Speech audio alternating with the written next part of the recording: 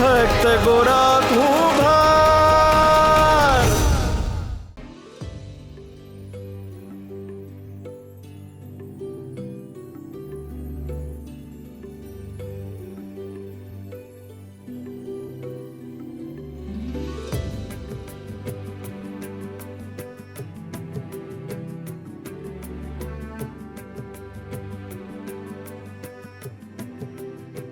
ભાઈ હું તમને ઓળખતો નથી, પણ તમે વગર ઓળખાણે મારા દીકરાને સગા દીકરાની જેમ હાસ્યો ને, એ હાટું તમારો ખૂબ ખૂબ આભાર.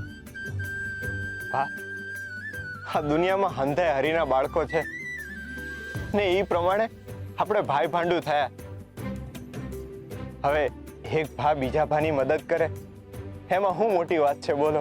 તમે આવું માનો છો ને, એ તમારી અંદર રહેલી માનવતા બતાવે છે.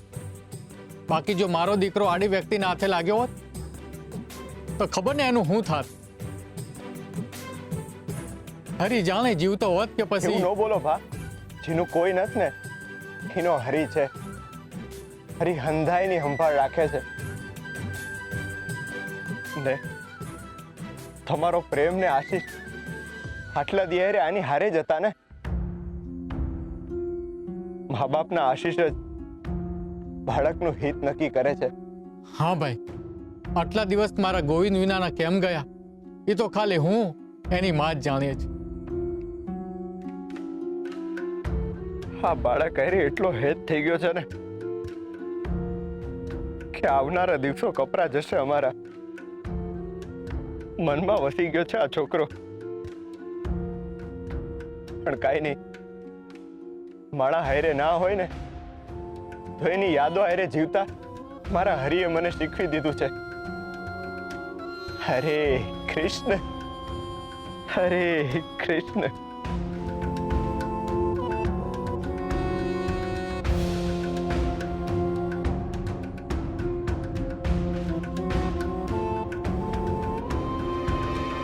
ઉભા રહો.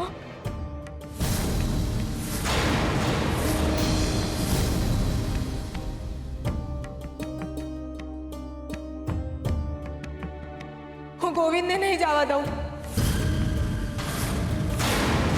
આ શું બોલો છો તુલસી બહુ? હું આ ઢીંગલી વિના મારા ગોવિંદને નહીં જવા દઉં. ગોવિંદ જે દીથી આવ્યો છે એ દીથી આ રમકડા એની પાસે છે. માણસની જેમ સાચવે છે એમને. આ લ્યો, આ રમકડા આ પોટલામાં છે. તમારો બહુ આભાર બેન. આ બધું જોઈને લાગે છે કે મારા ગોવિંદનું જતન તમે હગી માની જેમ કર્યું હશે. ગોવિંદ છે જ એવો, પરાણે ભાલો લાગે એવો. આ કપડા મેં મારા નાના ગોવિંદ હાટુ સીવ્યા હતા, પણ આ કપડા ગોવિંદ પર બહુ રૂડા લાગે છે ને આ ઝભ્ભો તો એના પર એવો લાગે છે જાણે ઉડીને આંખે વળગે. એક માં તરફથી એને આ ભેટ આપું છું.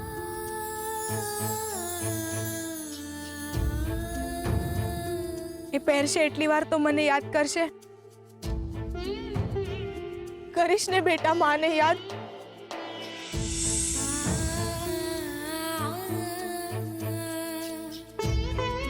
રજા લઉં છું તાર.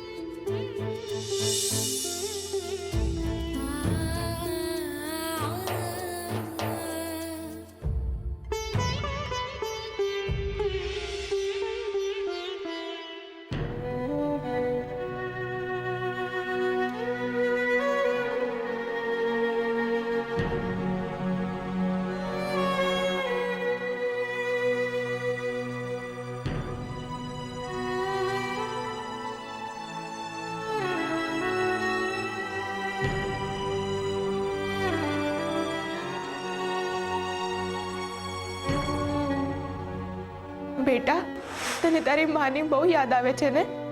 બહુ સાંભળે છે ને તારી માં અને તારું ઘર? હા. હું તને કંઈ પણ કરીને તારા ઘર સુધી પહોંચાડી દઈશ. હું તને અને તારી માને વિખૂટા નહીં પડવા દઉં.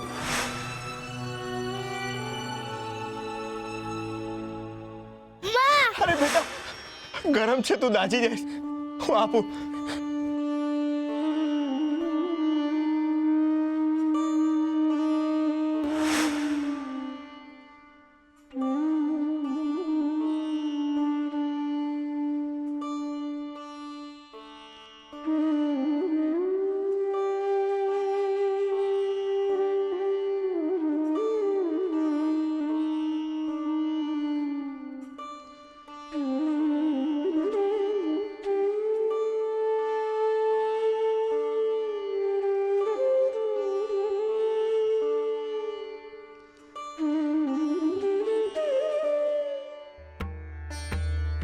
હું તમને હાથ જોડીને વિનંતી કરું છું કે જે પગે તમે તમારા દીકરાને ખૂંદી નાખ્યો એ પગ હવે તમે ક્યારે આ ઘરમાં ના મૂકતા. તમારા માટે હવે આ ઘરમાં અને મારા જીવનમાં હવે કોઈ સ્થાન નથી. એટલે હવે તમે આ ઘરમાં નહીં બહાર આંગણામાં સૂઈ જજો.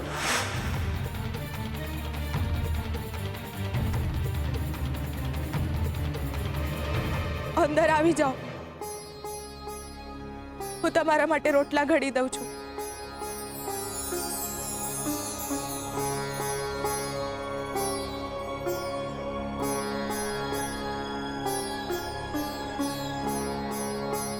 હરે કૃષ્ણ, હરે કૃષ્ણ. હરી, મને ખબર છે તમે મારી સામે નથી, પણ હાથે છો. તમારી મારા ઉપર કૃપા થઈ ને તુલસીએ મને માફ કરી દીધો. અંધુએ હેમ ખેમ પાર પડી ગયું. તમારો હાથ પડ્યો ને તુલસીનો હાથ હચવાઈ ગયો. હરે કૃષ્ણ, હરે કૃષ્ણ. શ્રી હરિ નમો નારાયણાય. હું વાત કરો છો કાકી? હાચે આ પાઈને તમારા ભાને વશમાં કરી હકીશ એમ? વશમાં? તું કહીશ બેસો તો બેસે, તું કહીશ ઊભા થાવ તો ઊભા થશે. હું વાત કરો છો કાકી? ઈ મારા કીધે હાલશે એમ? હાસ તો વળી એકવાર આ પેટમાં ગયા પછી એમના મનમાં તો તમે જ રહેશો. હું વાતો કરી રહ્યા છે આ લોકો. એમની હવાની ચામાં આ જડીબુટી ભેરવી દેજો, પછી જો શુરાભા તમારા વશમાં આવી જશે. આ મીઠીનું ભમી ગયું લાગે છે. કેવી વાત કરે છે.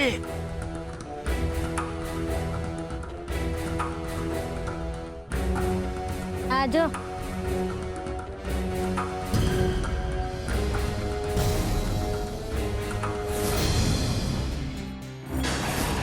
હાય બાપા, આ તો લાલ લોહી જેવી ચા થઈ ગઈ છે. આ ચા ન શુરાભાની તારા માટેની ચાહત છે. એકવાર આ પી જશે પછી ખાલી તારી જ વાવા કરશે.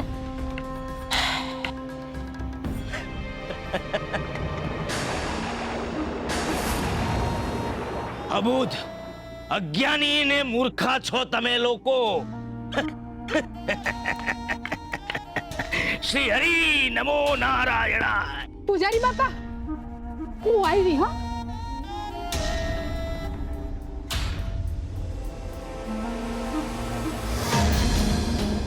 ઓ માં,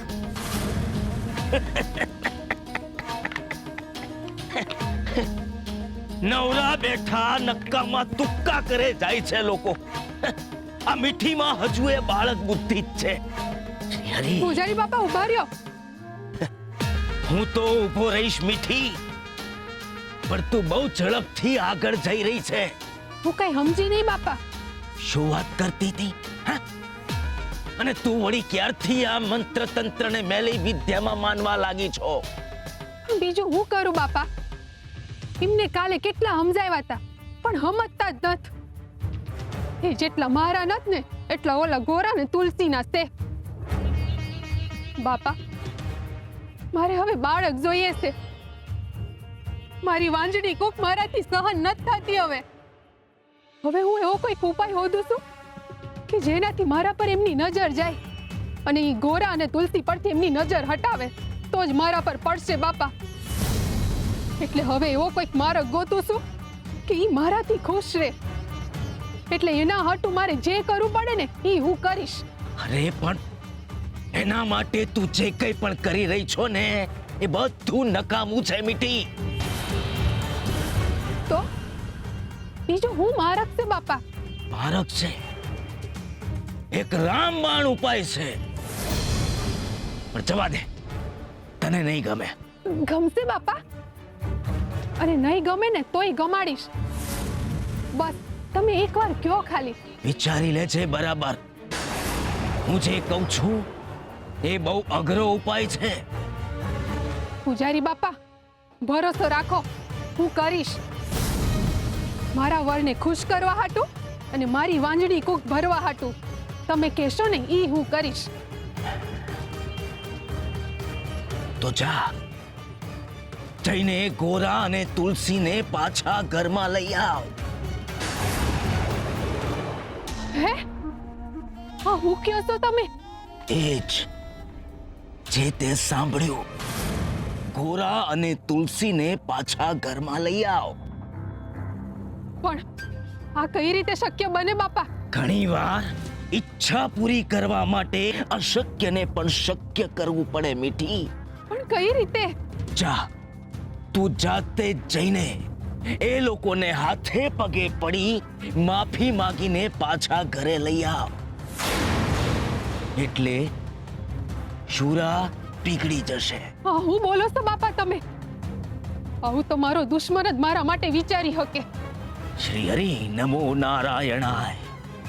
મીઠી, હું તારો શુભચિંતક છું. પણ આ તમે જે કહી રહ્યા છો ને બાપા એનાથી ખાલી મારું અશુભ જ થાહે. ઈ લોકોના લીધે જ ઈ મારાથી દૂર ગયા છે અને હવે એ લોકોને પાછા બોલાવી લો. કાંટો હંમેશા કાંટાથી જ નીકળે મીઠી. અને આ તારી લાલચાનો તુક્કો કોઈ કામ નહીં આવે. ગોરા અને તુલસીને પાછા ઘરમાં લાવવાથી શુરા અને ગામ લોકોની નજરમાં તારું સ્થાન ઊંચું થઈ જશે મીઠી. બાપા આ તો મેં જ પાથરેલી ઝાડ મારે સમેટવાની એવી વાત થઈ છે. હા, પક્ષીઓને પકડતા પહેલા એને ચણ નાખવું પડે. શુરા અને ગોરા બંનેને હું નાનપણથી ઓળખું છું. એકબીજાના જીવ છે લોકો. ગોરા અને તુલસી જેવા પાછા ઘરમાં આવશે એટલે શુરા પણ તારી નજીક આવશે. અને આમ પણ ગોવિંદના ગયા પછી તુલસી બહુ બિચારા બહુ એકલા પડી ગયા છે. એમને પણ હૂંફની જરૂર છે. એટલે તમને એમના પર દયા આવી રહી છે એમ ને? દયા તો ડાકણને ખાય બેઠી. પણ મેં જે કહ્યું છે ને એ તારે વિચારવાનું છે અને એ વિચારીને જે કહ્યું એ કરીશ.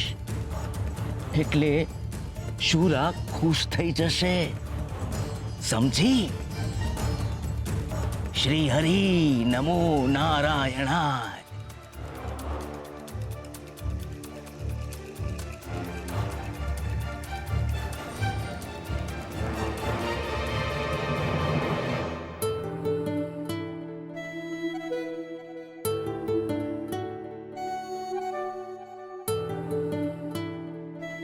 ભગત, લો આ કલમ. તમારા ભાઈબંધે કહ્યું છે કે આ જ તમારી દીવા દાંડી છે અને એ જ તમને એમના સુધી પહોંચવાનો રસ્તો બતાવશે. લો ભગત, તમારા હાથ અડાડીને આ કલમને પાવન કરો એટલે હરિ પણ તમારું જીવન પાવન કરશે.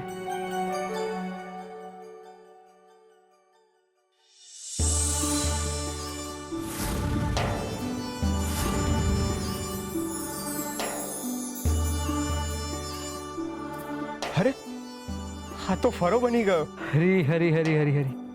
હવે સમજો ભગત, હરિ સુધી પહોંચવાનો માર્ગ આપણે નક્કી નથી કરી શકતા, તો હરિ પોતે જ નક્કી કરે છે. જો હરિએ તમને બહુ જ ઉત્તમ માર્ગ બતાવ્યો છે એમને પામવાનો. વિઠ્ઠલ વિઠ્ઠલ હરિ વિઠ્ઠલ ભક્તિ હરિ પ્રેમ જોડ હો પંથી ભક્તિ હરિ પ્રેમ જોડ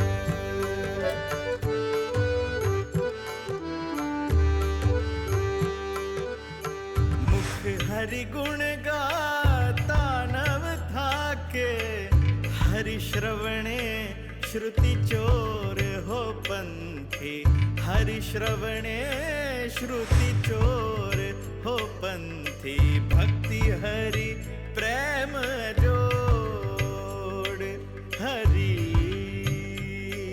હરિ હરિ. ભાઈબંધ, તમે મારી હારે આવું કેમ કર્યું? મને ખબર છે કે તમે મને આડકતરી રીતે સંદેશો મોકલો છે, પણ આવું ન હાલે. આપણા સંબંધો એવાય નથી કે તમારે મને કંઈ કહેવું હોય ને તમે મારી સામે ન આવી શકો.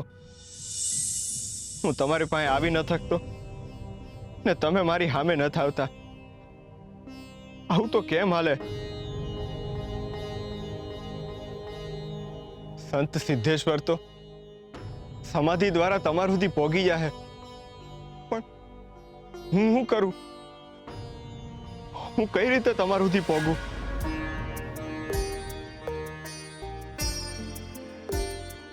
ગોરાબા, ગોરાબા, હા બોલો. કામ ચાલુ નથી કરું ગોરાબા? કેમ? ચાકરોની હાલે તો જીવન કેમ હાલશે? કામ તો કરવું પડે ને.